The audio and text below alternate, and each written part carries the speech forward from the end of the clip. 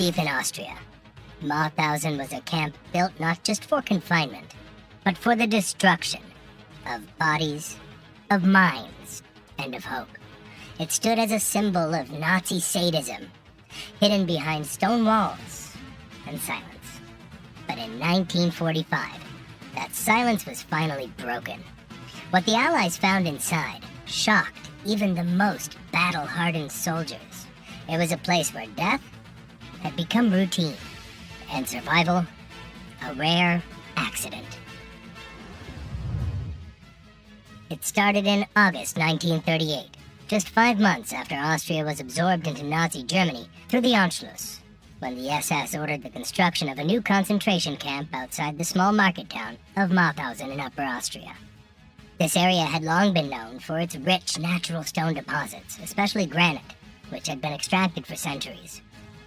The Nazis didn't just choose this site randomly.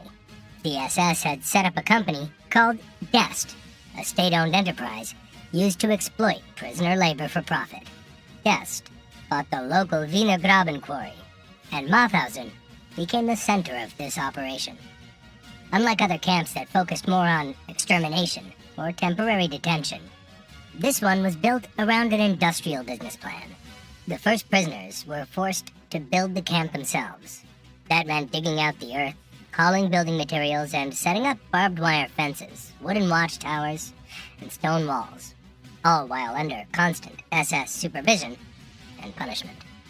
The camp was placed on a hilltop overlooking the Danube River. This wasn't just a strategic choice. It also made escape nearly impossible. The elevated ground and steep terrain helped isolate the prisoners and keep them fully under control. Early on, Mauthausen was considered a protective custody camp for enemies of the Reich, but its purpose quickly shifted. Once the SS realized how profitable forced labor could be, Mauthausen started expanding. New buildings were added, and over time the infrastructure grew more complex. By 1939, the camp already had permanent stone structures, electrified fences, and designated areas for forced labor deployment. By the time World War II began in September 1939, Mauthausen was already taking in foreign prisoners. That marked the beginning of its transformation, from a local detention site into one of the deadliest forced labor camps in Europe. Unlike many other Nazi camps that were designed with specific functions, Mauthausen served multiple cruel purposes at once. What set it apart wasn't just its size or the number of prisoners, but the way it combined extreme labor, isolation, and a unique classification system that almost guaranteed death. By the early 1940s, Mauthausen had become the central hub for a network of nearly 50 subcamps, scattered across Austria and parts of southern Germany. These weren't minor outposts. They included places like Gusen 1, 2, and 3, which themselves grew as large and deadly as the main camp.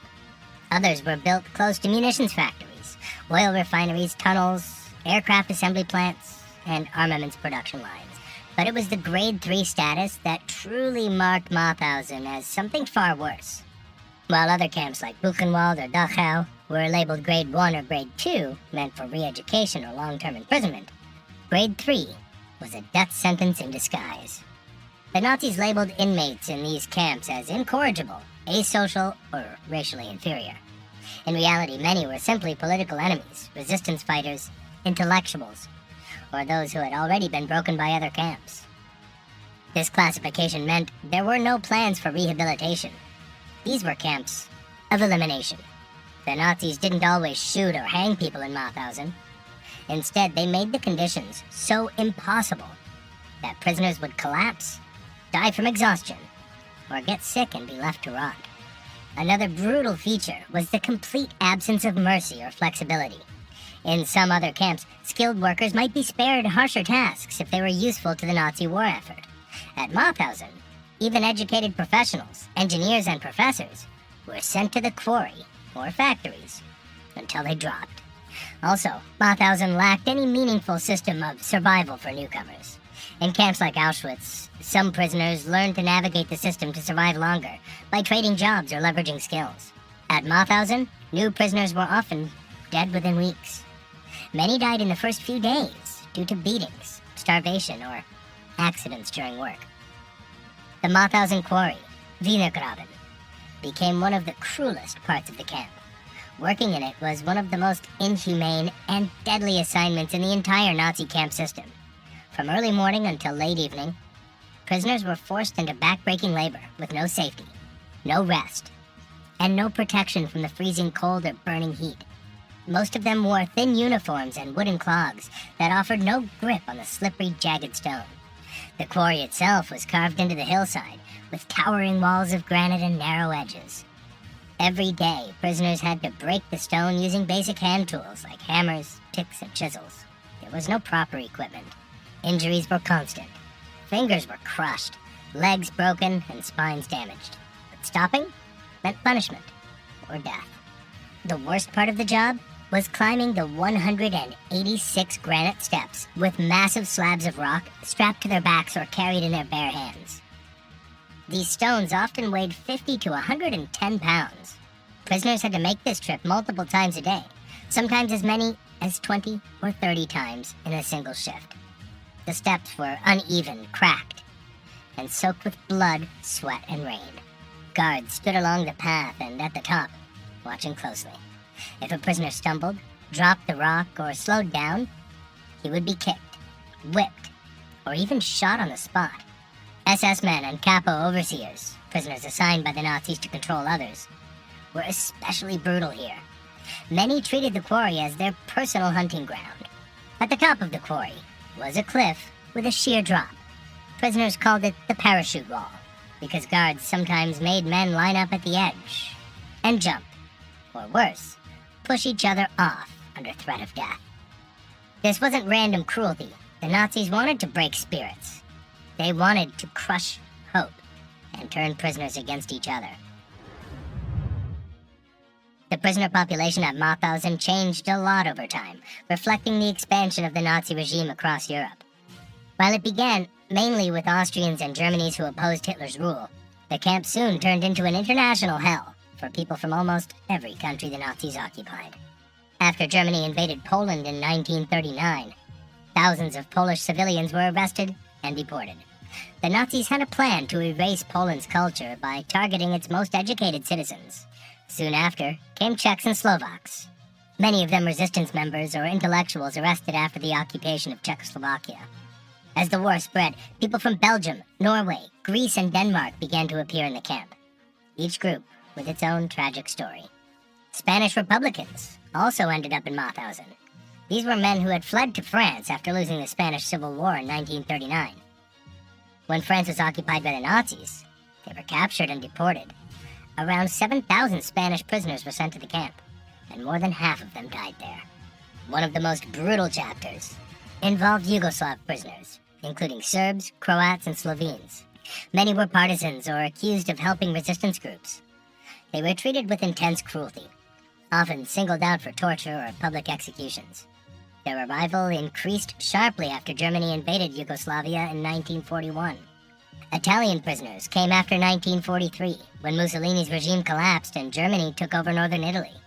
Some were political enemies of fascism. Others were Jews, deserters, or simply civilians caught in the Nazi sweeps.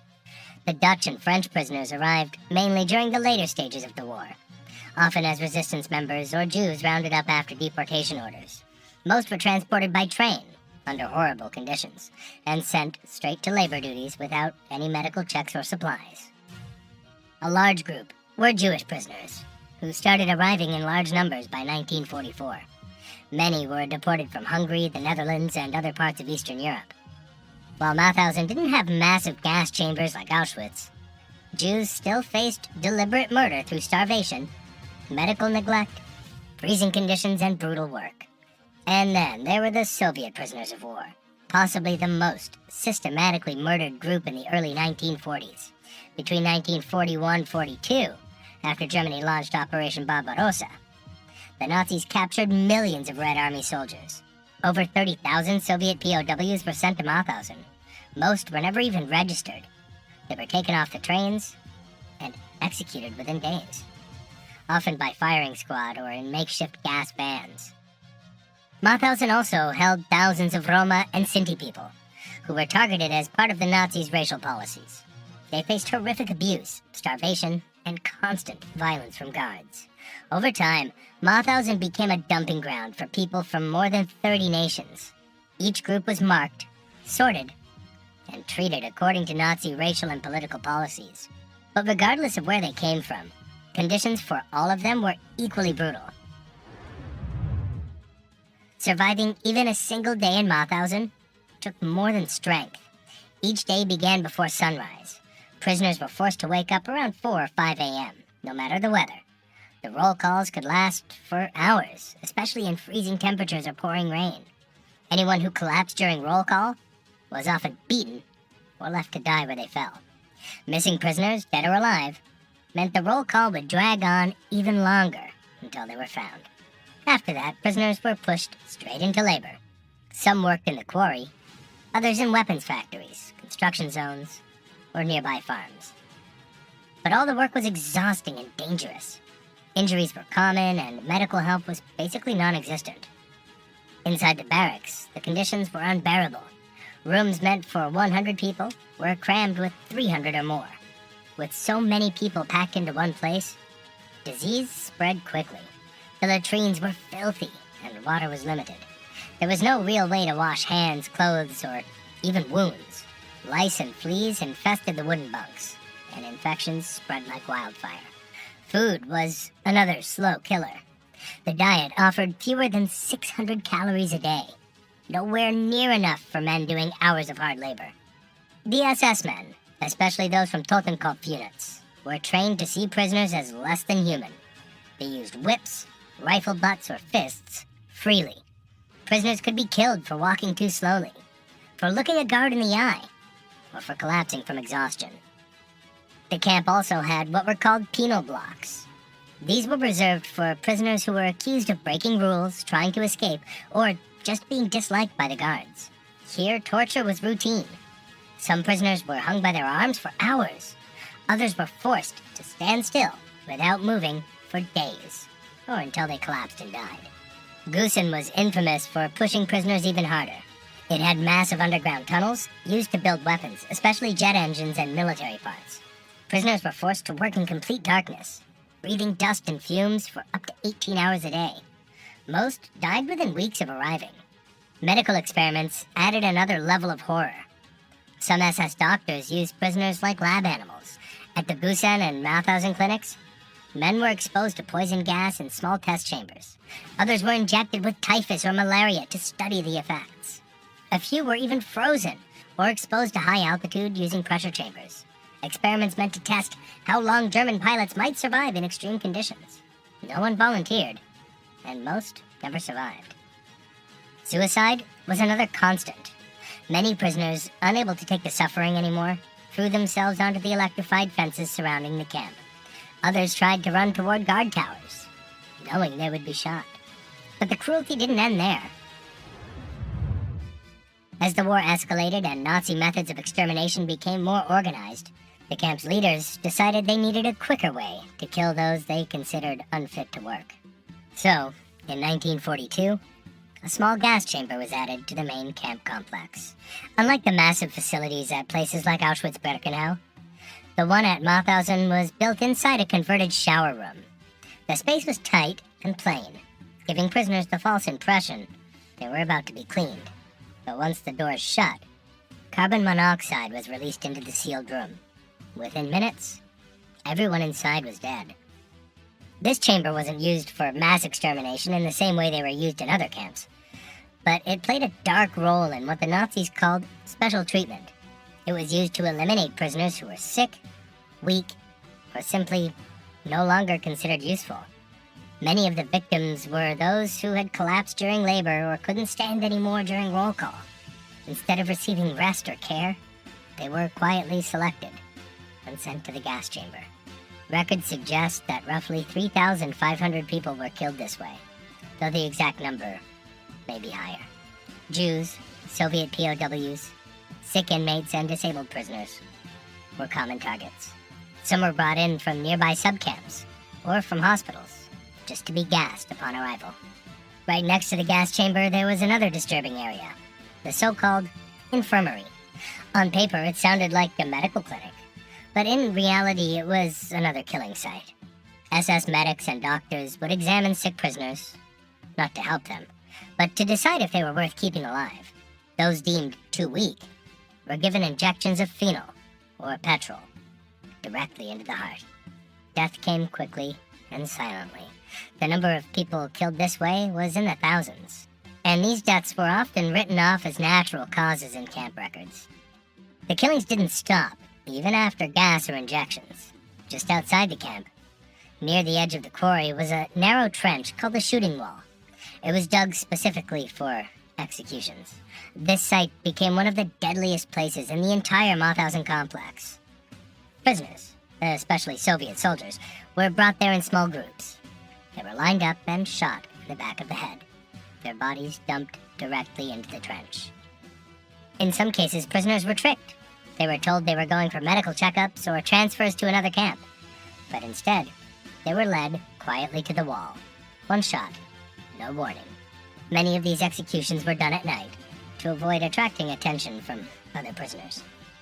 The mobile gas vans were also used at times. Victims were loaded inside the vans under the pretense of relocation. By the time the van reached its destination, everyone in the back was already dead. These vans were especially used during the peak years of the war, when the Nazis were trying to kill prisoners more quickly and discreetly. By 1943, the Nazis needed more weapons and equipment, so they started using prisoners as slave labor in arms factories. This is where the Mauthausen camp system expanded massively. By 1945, nearly 40,000 prisoners were held across the main camp and its subcamps. But by now, the war was turning against Germany. The Soviet army was pushing from the east, and American and British forces were advancing from the west. The Nazis knew their reign was ending, but they wanted to hide the evidence of their crimes. At Mauthausen, they destroyed documents, tried to kill as many prisoners as possible, and dismantled parts of the camp. But it was impossible to erase everything. The system was too large, and too many people had suffered there. By May 1945, the SS guards began fleeing as the Allies closed in. Some guards abandoned their posts quickly, leaving prisoners behind. Before the U.S. Army arrived, some prisoners had already revolted. They overpowered the few remaining guards and took control of parts of the camp. But after years of starvation and abuse, most were too weak to fully free themselves. On May 5, 1945, the 11th Armored Division of the U.S. Army liberated Mauthausen. What they found was horrifying. Over 20,000 prisoners, many near death. The survivors were skeletal, sick, and traumatized. Bodies were piled in barracks, and the stench of death was everywhere. It is estimated that between 90 and 100,000 prisoners died in Mauthausen during its operation, with some historians suggesting the toll could be as high as 120,000. After the war ended, the Allies wanted to hold those responsible for Nazi crimes accountable. Mauthausen became a focus of early war crimes trials. The Mauthausen trials, held between March and May 1946 in the former Dachau camp, were among the first major post-war proceedings. 61 SS members and camp personnel were charged with crimes committed at Mauthausen. These included guards, administrators, and medical staff. The charges covered murder, torture, and other war crimes. The trials were based on eyewitness testimony, documents, and survivor accounts collected by investigators. Of the 61 accused, 58 were found guilty. Nearly 50 were sentenced to death, including August Eigruber, the governor of Upper Austria, who had direct control over the camp system. Eigruber was known for his brutal leadership and was executed in 1947. Several camp doctors were also sentenced and punished for their role in medical experiments and killing prisoners. Despite these convictions, many others involved with Mauthausen escaped justice. Some fled Europe or hid in new identities. Others returned to normal lives without ever being held accountable. Some of the people who died in Mauthausen are still remembered today. Josef Sienkiewicz, for example, was a Polish resistance fighter arrested for his opposition to the Nazis. He endured the brutal camp and lived to tell the story. After the war, he became Prime Minister of Poland and worked to rebuild his country. But Sienkiewicz's survival was rare. Most of his fellow Polish prisoners, especially intellectuals and leaders, did not survive. Simon Wiesenthal is another well-known name linked to Mauthausen. Before becoming the famous Nazi hunter who tracked down war criminals after the war, Wiesenthal was imprisoned at Mauthausen. His experience there shaped his lifelong mission to bring justice to victims and punish perpetrators. Hermann Langbein was an Austrian communist who ended up in Mauthausen due to his political activities. Unlike many others, Langbein survived and later became a key figure in documenting the horrors of the camp. He wrote detailed accounts of the daily suffering and helped gather evidence that was crucial during post-war trials. His work helped the world understand the full scope of Nazi crimes at Mauthausen. Besides these well-known figures, there were thousands of ordinary people whose names are lost, but whose stories are equally important. Today, the main Mauthausen camp is a memorial site and museum. It doesn't get talked about as much as other camps like Auschwitz or Dachau.